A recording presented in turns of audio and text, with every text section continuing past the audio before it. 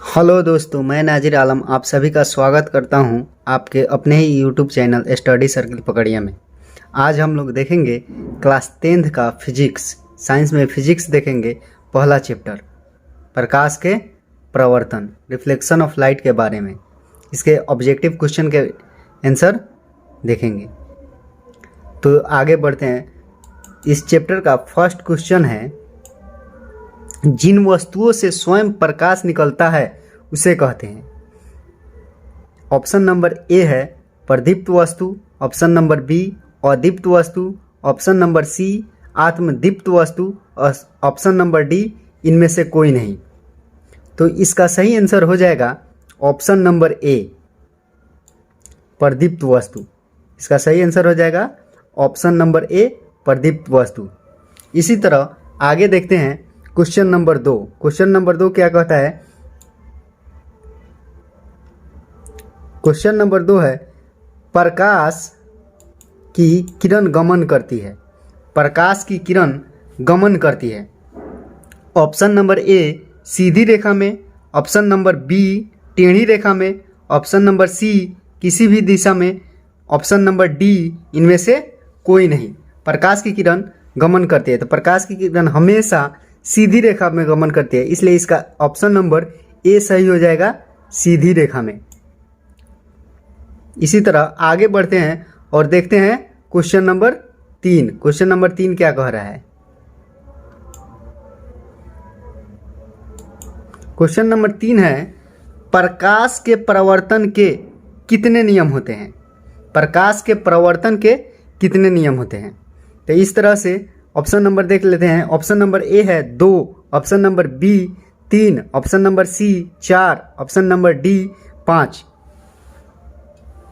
तो याद रखना है कि प्रकाश के प्रवर्तन के 2 नियम होते हैं, इसलिए इसका ऑप्शन नंबर सही हो जाएगा ए। ऑप्शन नंबर ए प्रकाश के प्रवर्तन के 2 नियम होते हैं, तो 2 इसका सही आंसर हो जाएगा, ऑप्शन नंबर ए। आगे बढ़ते हैं तीसरा क्वेश्चन की तरफ। तीसरा क्वेश्चन है, आपतित किरण और अभिलंब के बीच बने कोण को कहते हैं। आपतित किरण और अभिलंब के बीच बने कोण को कहते हैं। ऑप्शन देख लेते हैं। ऑप्शन नंबर है ए आपतन कोण, बी परावर्तन कोण, सी क्रांतिक कोण, डी अपवर्तन कोण। क्वेश्चन है आपतित किरण और अभिलंब के बीच, तो आपतित किरण और अभिलंब के बीच कौन सा कोण बनेगा? आपतन कोण। ऑप्शन नंबर ए सही इसका आंसर हो जाएगा, आपतन कोण। उसी तरह अगला क्वेश्चन की ओर बढ़ते हैं, 5 नंबर क्वेश्चन की ओर। 5 नंबर क्वेश्चन है, प्रवर्तन के नियम में, प्रवर्तन के नियम में क्या होता है ये देखते हैं। तो प्रवर्तन के नियम में ऑप्शन नंबर ए प्रवर्तन कोण बराबर अपवर्तन कोण, बी आपतन कोण बराबर परावर्तन कोण, सी आपतन कोण बराबर विचलन कोण, डी परावर्तन कोण बराबर क्रांतिक कोण।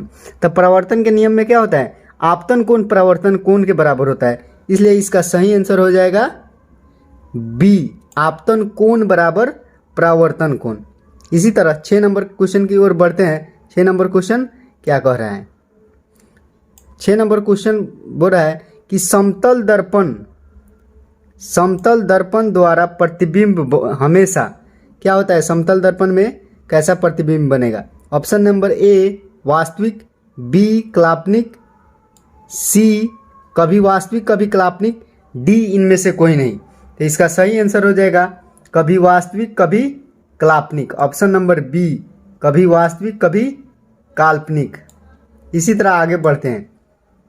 क्वेश्चन है 7 नंबर, काल्पनिक प्रतिबिंब हमेशा बनता है। काल्पनिक प्रतिबिंब हमेशा बनता है सीधा, उल्टा, औंधा, तिरछा। ऑप्शन नंबर ए सीधा, ऑप्शन नंबर बी उल्टा, ऑप्शन नंबर सी औंधा, ऑप्शन नंबर डी तिरछा। तो काल्पनिक प्रतिबिंब क्या बनता है? हमेशा सीधा बनता है, इसलिए ऑप्शन नंबर ए इसका सही हो जाएगा। इसी तरह बढ़ते हैं अगला क्वेश्चन 8 नंबर की तरफ। 8 नंबर क्वेश्चन है, अवतल दर्पण में वस्तु का प्रतिबिंब बनता है। क्वेश्चन 8 है, अवतल दर्पण में वस्तु का प्रतिबिंब बनता है। इसका ऑप्शन ए है आभासी होता है, बी वास्तविक होता है, सी दोनों प्रकार का बनता है, डी किसी भी प्रकार का नहीं बनता।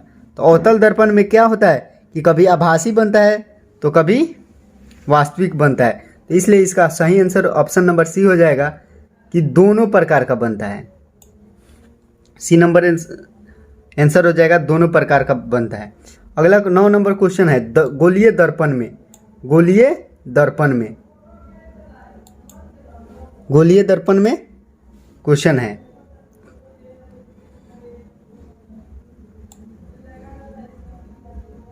गोलीय दर्पण में क्या होता है? ऑप्शन ए आभासी होता है, बी वास्तविक होता है, सी दोनों प्रकार का बनता है, डी किसी भी प्रकार का नहीं बनता है। गोलीय दर्पण में कौन कौन दर्पण हो जाएगा? अवतल दर्पण, उत्तल दर्पण। और अवतल दर्पण में सीधा बनता है, उत्तल दर्पण में आभासी बनता है। तो इसमें किस तरह का हो जाएगा? दोनों प्रकार का। गोलीय दर्पण में दोनों प्रकार का बनेगा, आभासी भी और वास्तविक भी। उसी तरह बढ़ते हैं 10 नंबर क्वेश्चन की तरफ। 10 नंबर क्वेश्चन है दाढ़ी बनाने में प्रयोग किया जाता है। क्वेश्चन नंबर 10 है दाढ़ी बनाने में प्रयोग किया जाता है। ऑप्शन नंबर ए उत्तल दर्पण, ऑप्शन नंबर बी अवतल दर्पण, ऑप्शन नंबर सी समतल दर्पण, ऑप्शन नंबर डी परवलयिक दर्पण। तो दाढ़ी बनाने में किस दर्पण का उपयोग किया जाता है? ये तो सबको पता है कि अवतल दर्पण का उपयोग किया जाता है, इसलिए इसका सही आंसर हो जाएगा अवतल दर्पण। दाढ़ी बनाने में अवतल दर्पण का उपयोग किया जाता है। उसी तरह बढ़ते हैं अगला क्वेश्चन की ओर। अगला क्वेश्चन 11 नंबर क्वेश्चन है मोटर चालक के समीप लगा रहता है। मोटर चालक के समीप लगा रहता है। मोटर चालक यानी ड्राइवर, ड्राइवर के समीप क्या लगा रहेगा?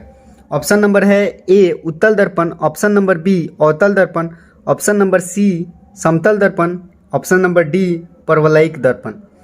तो मोटर चालक यानी ड्राइवर के पास सामने नहीं, बगल में, साइड में क्या लगा रहता है? उत्तल दर्पण। अगर सामने बोले तो हो जाएगा अवतल, लेकिन साइड में बोल रहा है मोटर चालक के समीप, तो क्या लगा रहता है? उत्तल दर्पण। बढ़ते हैं अगला क्वेश्चन की तरफ। अगला क्वेश्चन है 12 नंबर अवतल दर्पण। अवतल दर्पण की फोकस दूरी उसकी वक्रता त्रिज्या की। अवतल दर्पण की फोकस दूरी उसकी वक्रता त्रिज्या की। एफ बोल रहा है आर का क्या होगा? तो ऑप्शन नंबर ए है आधी, बी बराबर, सी दोगुनी, डी चौगुनी। तो एफ बराबर क्या होता है? r/2 यानी आधी। क्या उसकी वक्रता त्रिज्या की आधी होती है? तो ऑप्शन ए इसका सही जवाब हो जाएगा, आधी। अगला क्वेश्चन 13 नंबर की तरफ बढ़ते हैं। 13 नंबर क्या क्वेश्चन कर रहा है? 13 नंबर क्वेश्चन बोल रहा है कि एक अवतल दर्पण की फोकस 10 सेमी है, उसकी वक्रता त्रिज्या होगी। यानी 10 सेमी क्या है? फोकस दूरी है और उसकी वक्रता त्रिज्या ज्ञात करना है। तो आर बराबर क्या होता है? 2f। आर बराबर सूत्र होता है 2f, यानी 2 से फोकस दूरी 10 में गुना करेंगे तो कितना आ जाएगा? 20। तो इसका ऑप्शन नंबर बी सही हो जाएगा, 20। एक अवतल दर्पण की फोकस दूरी 10 सेमी है तो उसकी वक्रता त्रिज्या कितनी होगी? 20 सेमी। इसी तरह अगला क्वेश्चन की ओर बढ़ते हैं। अगला क्वेश्चन है उत्तल दर्पण से बना प्रतिबिंब। उत्तल दर्पण से बना प्रतिबिंब होता है। उत्तल दर्पण से बना प्रतिबिंब होता है। ऑप्शन नंबर ए है हमेशा उल्टा, ऑप्शन नंबर बी हमेशा सीधा, ऑप्शन नंबर डी उल्टा तथा सीधा, ऑप्शन नंबर डी इनमें से कोई नहीं। यानी ऑप्शन 4 को दिया है, उसमें हमेशा उल्टा ए में है, बी में हमेशा सीधा, सी में उल्टा तथा सीधा, डी में इनमें से कोई नहीं। तो उत्तल दर्पण में कैसा बनता है? हमेशा सीधा प्रतिबिंब बनता है, इसलिए इसका ऑप्शन नंबर बी सही हो जाएगा, हमेशा सीधा।